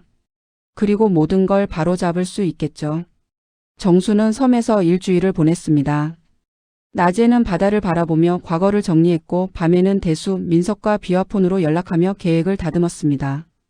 첫째 날 밤 정수는 오두막 침대에 누워 천장을 바라봤습니다. 어둠 속에서 과거가 스쳐 지나갔습니다. 대수와의 첫사랑, 강요된 결혼, 40년의 고통. 모든 것이 영화처럼 지나갔습니다. 둘째 날 정수는 섬을 걸어 다녔습니다. 40년 전 대수와 함께 걸었던 그 해변. 손을 잡고 미래를 꿈꾸던 그 자리. 정수는 그곳에 앉아 한참을 바다를 바라봤습니다. 파도가 끊임없이 밀려왔다 물러갔습니다. 40년이라는 세월도 이 파도처럼 왔다 갔구나 싶었습니다. 셋째 날 민석에게서 연락이 왔습니다. 여사님, 제가 확보한 증거를 법률 전문가들에게 검토받았습니다. 모두 법정에서 사용 가능하다고 합니다. 충분히 승산이 있어요. 정말요? 네. 철호 씨가 직접 쓴 서명 연습, 뇌물 거래 영수증 모두 결정적 증거입니다. 비록 철호 씨는 이미 사망했지만 부정하게 취득한 재산은 환수될 수 있습니다. 정수는 희망을 느꼈습니다. 넷째 날 대수에게서 전화가 왔습니다. 정순 씨 괜찮으세요? 외롭지 않으세요? 괜찮아요, 대수 씨. 이 섬에서 오히려 평화로워요. 40년 만에 처음으로 자유를 느끼는 것 같아요. 정순 씨, 대수 씨 일주일 후면 만날 수 있죠? 네, 제가 민석이랑 같이 갈게요. 경찰도 함께요. 고맙습니다. 다섯째 날 정수는 오두막을 청소했습니다. 먼지를 털고 바닥을 닦고 창문을 열어 환기시켰습니다. 40년간 방치되었던 이 오두막에 생기를 불어넣었습니다. 여섯째 날 정수는 섬의 모든 곳을 걸어 다녔습니다. 수 해변 언덕, 대수의 아버지가 어업을 하던 바위, 대수와 처음 키스했던 등대, 모든 기억이 되살아났습니다. 일곱째 날 아침 정수는 일찍 일어났습니다. 오늘 새 아들이 올 것입니다. 그리고 모든 진실이 밝혀질 것입니다. 정수는 다시 휠체어에 앉았습니다. 연기를 계속해야 했습니다. 의부사들이 도착할 때까지. 오전 10시 배 한 척이 섬에 접근하는 것이 보였습니다. 정수는 휠체어를 타고 오두막 밖으로 나왔습니다. 배가 선착장에 도착했습니다. 새 아들이 내렸습니다. 그들의 얼굴에는 기대와 긴장이 섞여 있었습니다. 어머니. 진수가 먼저 다가왔습니다. 그의 손에는 서류 봉투가 들려 있었습니다. 일주일 어떠셨어요? 정수는 지친 표정을 연기했습니다. 힘들었다. 혼자 있으니. 진수의 입가에 미소가 번졌습니다. 계획대로였습니다. 어머니가 심리적으로 무너진 것처럼 보였으니까요. 어머니, 그럼 이제 결정하실 시간이에요. 재산 포기 각서에 서명하시겠어요? 진수가 서류를 꺼냈습니다. 정수는 잠시 침묵했습니다. 그리고 고개를 들어 오두막을 바라봤습니다. 그곳에는 대수와 민석 그리고 경찰들이 나오고 있었습니다. 새 아들은 놀라 뒤를 돌아봤습니다. 뭐야? 진우가 외쳤습니다. 정수는 천천히 휠체어에서 일어났습니다. 새 아들의 눈이 커졌습니다. 어머니, 걸을 수 있었어요. 정수는 휠체어에서 완전히 일어나 두 발로 섰습니다. 새 의부사들들은 입을 벌린 채 어머니를 바라봤습니다. 2년 전부터 걸을 수 있었다. 정순의 목소리는 차분했지만 단호했습니다. 하지만 너희들의 본심을 보고 싶었고 무엇보다 이분께 사죄해야 했다. 정수는 대수를 가리켰습니다. 대수는 차분하지만 슬픈 눈빛으로 세 형제를 바라봤습니다. 진수는 당황하며 한 걸음 물러섰습니다. 이게 무슨 상황이죠? 어머니 설명 좀 해주세요. 그리고 이 사람들은 누구예요? 민석 변호사가 앞으로 나섰습니다. 저는 변호사 강민석입니다. 그리고 이분은 강대수 씨. 40년 전 여러분의 아버지 박철호 씨에게 섬을 빼앗긴 분입니다. 세 형제는 서로를 바라봤습니다. 혼란스러운 표정이었습니다. 정순이 말을 이었습니다. 너희 아버지가 무슨 짓을 했는지 아니? 무슨 소리세요? 진수가 방어적으로 대답했습니다. 40년 전 너희 아버지는 이 섬을 불법으로 빼앗았다. 위조 문서와 뇌물로. 그 과정에서 이분의 아버지를 죽음으로 몰았어. 거짓말이에요. 진우가 소리쳤습니다. 아버지가 그런 분이 아니에요. 당신이 우리 아버지를 모함하는 거잖아요. 민석이 서류 뭉치를 꺼냈습니다.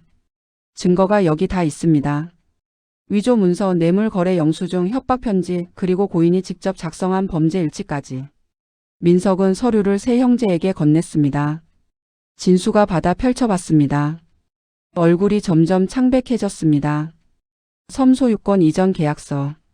강태식의 이름이 있었지만 서명이 명백히 어색했습니다. 그리고 그 옆에 철호의 필체로 쓰인 서명 연습 종이. 뇌물 거래 영수증.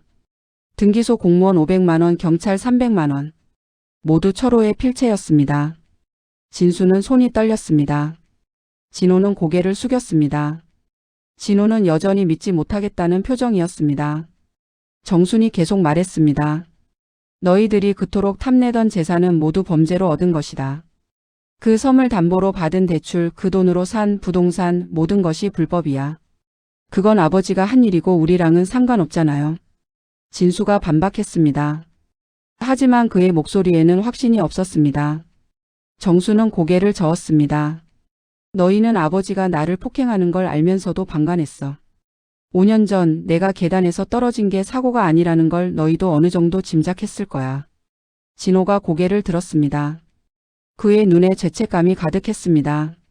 어머니, 저는 정말 몰랐어요. 그리고 나를 이 섬에 버리고 재산 포기 각서를 강요하려 했지. 심지어 사고를 가장해 나를 죽일 생각까지 했어. 정순의 목소리가 떨렸습니다. 분노와 슬픔이 뒤섞였습니다. 내가 다 들었어. 너희들이 부엌에서 나눈 대화. 자연스럽게 사고가 날 수도 있다고 했지? 세 형제는 할 말을 잃었습니다.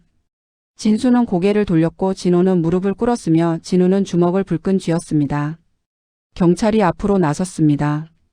고의적 유기죄, 재산 강탈 미수죄로 조사받으셔야겠습니다. 진수가 마지막으로 저항했습니다. 이건 말도 안 돼요. 우린 아버지의 친자식이에요. 재산은 당연히 우리 몫이라고요. 정수는 슬픈 눈빛으로 진수를 바라봤습니다. 친자식? 너희는 나를 평생 계모라고 부르며 무시했잖아. 진짜 어머니처럼 대한 적이 한 번이라도 있었니? 그건. 그리고 그 재산은 범죄로 얻은 거다. 이분의 가족 것이었어. 이제 원래 주인에게 돌아가야 한다. 민석이 말했습니다. 법원에서 최종 판단을 내릴 것입니다. 부정하게 취득한 재산은 환수되고 강대수 씨께 반환될 예정입니다. 세 형제는 무너졌습니다. 진수는 여전히 분노했고 진호는 믿을 수 없다는 표정이었지만 진호는 무릎을 꿇고 울었습니다. 어머니, 죄송합니다. 정말 죄송합니다. 정수는 진호를 바라봤습니다. 세 아들 중 유일하게 양심이 남아있는 아이였습니다. 진호야, 너는 아직 늦지 않았어. 정직하게 살아라. 그게 진짜 네 것이다. 3개월 후 법정. 대법원 법정은 엄숙했습니다. 높은 천장 나무 패널로 된 벽 그리고 중앙에 판사석. 방청석에는 기자들과 방청객들이 앉아 있었습니다. 판사는 60대 중반의 남성으로 오랜 경력이 느껴지는 위험 있는 모습이었습니다. 그는 서류를 천천히 넘기며 사건을 검토했습니다. 피고인 측 변론하십시오. 진수와 진우의 변호사가 일어섰습니다. 재판장님, 피고인들의 아버지가 저지른 범죄와 피고인들의 행위는 별개입니다. 아버지의 죄로 아들들을 처벌할 수는 없습니다. 민석이 일어나 반박했습니다. 재판장님, 피고인들은 아버지의 범죄를 알았거나 최소한 의심할 수 있었음에도 불구하고 그 재산을 탐했습니다. 또한 피해자인 박정순 씨를 외딴 섬에 유기하고 재산을 강탈하려 했습니다. 이는 명백한 범죄입니다. 판사는 증거들을 살펴봤습니다. 위조 문서, 뇌물 거래 영수증, 철호의 메모, 그리고 녹음된 세 형제의 대화. 특히 녹음 파일이 결정적이었습니다. 민석이 미리 설치해둔 감시 카메라가 세 형제가 정순의 집 부엌에서 나눈 대화를 녹음한 것입니다. 자연스럽게 사고가 날 수도 있지. 진수의 목소리가 법정에 울렸습니다. 방청석에서 웅성거림이 일었습니다. 진수는 얼굴이 창백해졌습니다. 진우는 고개를 숙였습니다.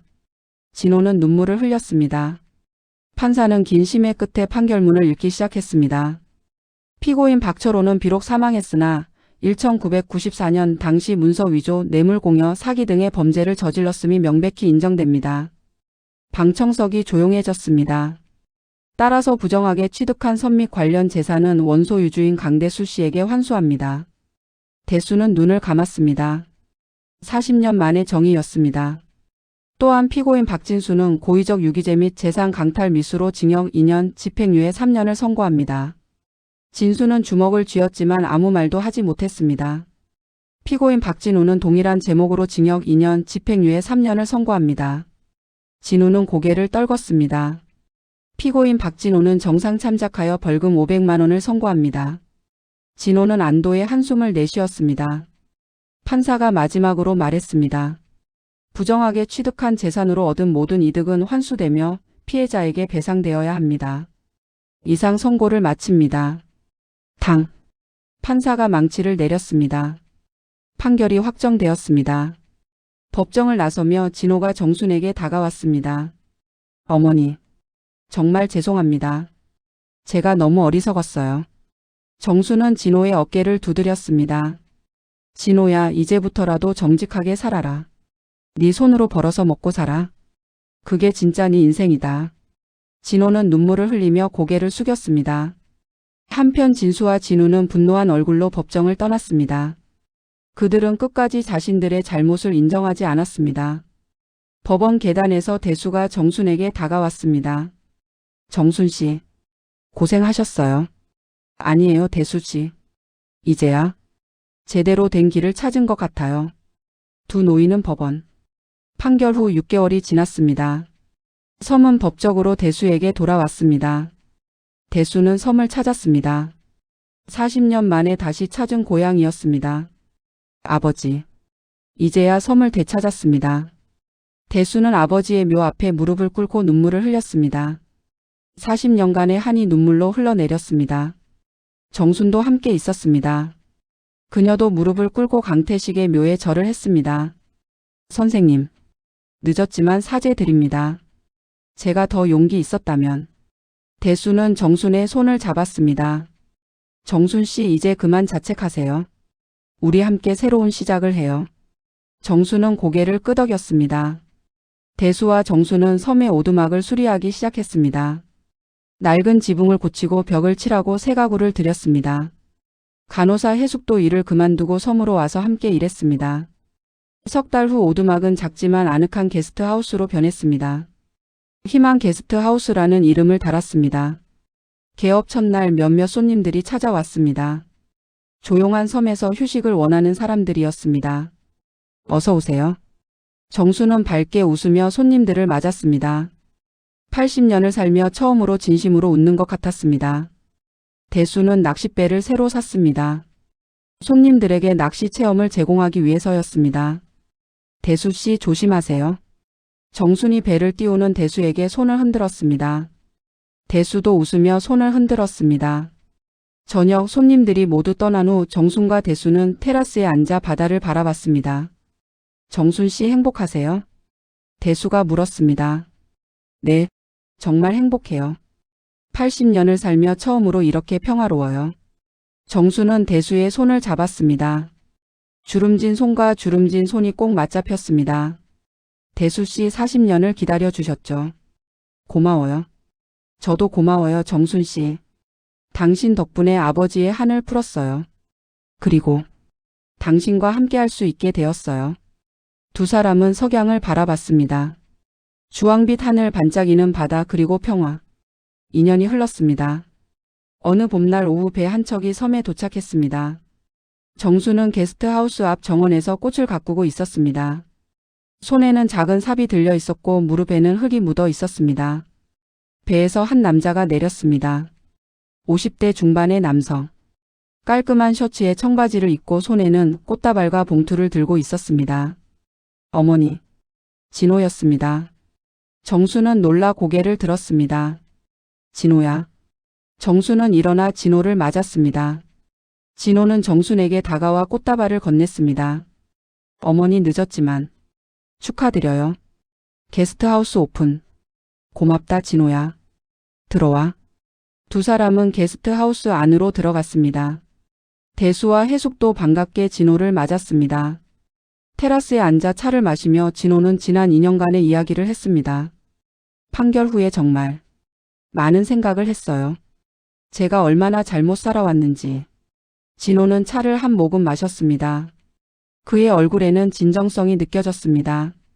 사업을 정리했어요. 빚도 다 갚았고요. 그리고 작은 식당에서 일을 시작했어요. 식당? 네. 처음에는 설거지부터 했어요. 그 다음에는 주방 보조 그리고 지금은 주방장이 되었어요. 진호는 수줍게 웃었습니다. 처음으로 제 손으로 정직하게 번 돈으로 생활하니까 마음이 편해요. 아내도 다시 믿어주고 있고 아이들도 아빠를 다시 존경하기 시작했어요. 정수는 눈물이 날 것 같았습니다. 잘했다 진호야. 정말 잘했어. 진호는 주머니에서 봉투를 꺼냈습니다. 어머니 이건 제가 2년 동안 모은 돈이에요. 많지는 않지만 2천만 원입니다. 이건 왜? 대수 어르신께 드리고 싶어요. 아버지가 저지른 죄에 대한 조금이나마 보상이 되었으면 해서요. 대수가 손을 내저었습니다. 진호 씨 그럴 필요 없어요. 아니에요. 제가 제 마음이 편하려면 이렇게라도 해야 해요. 받아주세요. 대수는 진호의 진심을 느꼈습니다. 그리고 봉투를 받았습니다. 고맙습니다, 진호 씨. 당신은 정말로 변했군요. 진호는 눈물을 흘렸습니다. 어머니, 형들은 여전히 저를 원망해요. 제가 법정에서 증언했다고. 하지만 저는 후회하지 않아요. 이제야 제대로 된 사람이 된 것 같아요. 정수는 진호의 손을 잡았습니다. 진호야, 넌 잘하고 있어. 계속 그 길을 가거라. 어머니가 항상 응원할게. 진호는 한참을 울었습니다. 그리고 웃었습니다. 진심으로. 저녁 진호는 배를 타고 떠났습니다. 정순과 대수는 선착장에서 손을 흔들었습니다. 또 올게요, 어머니. 그래, 언제든지 와. 이제 여기가 네 집이야. 배가 멀어졌습니다. 정순과 대수는 손을 맞잡고 바다를 바라봤습니다. 정순 씨, 진호 씨가 변했어요. 정말 다행이에요. 네, 적어도 한 아이는 구했어요. 그것만으로도 감사해요. 밤하늘에 별이 하나둘 떠올랐습니다. 섬에는 평화가 깃들었습니다. 그로부터 다시 6개월이 흘렀습니다. 늦가을 섬의 게스트하우스 앞 정원에는 코스모스가 만발했습니다. 분홍색, 흰색, 자주색 꽃들이 바람에 흔들렸습니다. 정수는 테라스에 앉아 뜨개질을 하고 있었습니다. 80세의 나이지만 손놀림은 여전했습니다. 겨울용 목도리를 만들고 있었습니다. 대수는 낚싯배를 정비하고 있었습니다. 82세의 나이지만 여전히 부지런했습니다. 해숙은 부엌에서 저녁 준비를 하고 있었습니다. 이제 해숙도 이 섬의 식구가 되었습니다. 해가 서쪽으로 기울었습니다. 주황빛 석양이 바다를 물들였습니다. 대수가 배 정비를 마치고 테라스로 올라왔습니다. 정순 옆에 앉았습니다. 정순 씨 뭐 만드세요? 목도리예요. 대수 씨 줄 거예요. 겨울에 낚시하실 때 두르세요. 고마워요. 두 사람은 나란히 앉아 석양을 바라봤습니다. 40년 전 이 자리에서 처음 손을 잡았던 기억이 났습니다. 정순 씨. 네? 저. 하고 싶은 말이 있어요. 대수는 정순의 손을 잡았습니다. 정순은 대수를 바라봤습니다. 우리 결혼해요. 정순은 놀라 눈을 크게 떴습니다. 결혼이요? 네. 40년 전에 못한 약속. 이제라도 지키고 싶어요. 82살이지만, 늦었지만, 정순 씨와 남은 시간을 부부로 살고 싶어요. 정순의 눈에 눈물이 고였습니다. 대수 씨. 정순 씨 저와 결혼해 주시겠어요? 정순은 울면서 고개를 끄덕였습니다. 네, 좋아요. 두 노인은 껴안았습니다. 40년 만에 이루어지는 사랑이었습니다. 석 달 후 작은 결혼식이 열렸습니다. 섬의 해변에서였습니다. 하객은 많지 않았습니다. 해숙, 민석 그리고 진호와 그의 가족, 그리고 몇몇 게스트하우스 단골 손님들. 정수는 수수한 베이지색 드레스를 입었습니다. 대수는 깔끔한 회색 정장을 입었습니다. 주례는 민석이 맡았습니다. 이 두 분은 40년 전 서로 사랑했지만 헤어져야 했습니다. 하지만 포기하지 않았습니다. 그리고 마침내 다시 만났습니다. 이보다 아름다운 사랑이 어디 있겠습니까? 하객들은 박수를 쳤습니다. 진호는 눈물을 흘렸습니다. 신랑 강대수, 신부 박정순 평생을 함께 하시겠습니까? 네. 두 사람은 동시에 대답했습니다. 그럼 키스로 서약을 나누십시오. 대수와 정수는 서로를 바라봤습니다. 주름진 얼굴, 백발하지만 그 눈빛만은 40년 전처럼 빛났습니다. 두 사람은 입을 맞췄습니다. 하객들은 환호했습니다. 결혼식 후 두 사람은 해변을 걸었습니다. 손을 맞잡고 천천히. 정순 씨. 아니, 이제 여보라고 불러도 되죠? 그럼요. 여보 행복해요? 네, 정말 행복해요. 80년을 살며 가장 행복한 날이에요. 두 사람은 바위에 앉아 석양을 바라봤습니다. 주황빛 하늘, 붉게 물든 바다, 그리고 사랑하는 사람과 함께한 시간. 40년을 기다렸지만 후회하지 않아요. 대수가 말했습니다. 저도요.